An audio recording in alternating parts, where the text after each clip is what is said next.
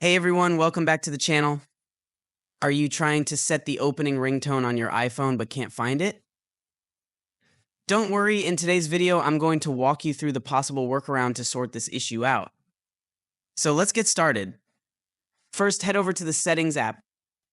Once you're in Settings, scroll down until you see Sounds and Haptics. Tap on it to access all your sound customization options. Under Sounds and Haptics, look for the ringtone option and tap on it. Scroll all the way to the bottom and you'll find a section labeled Classic. Tap on it to reveal a collection of timeless tones. From the Classic section, scroll through the options and select Opening. This is the classic iPhone ringtone that so many people know and love.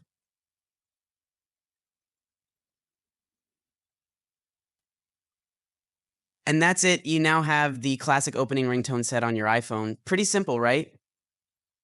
If you found this video helpful, give it a thumbs up and don't forget to subscribe to the channel and hit the notification bell so you never miss out on more tips and tricks.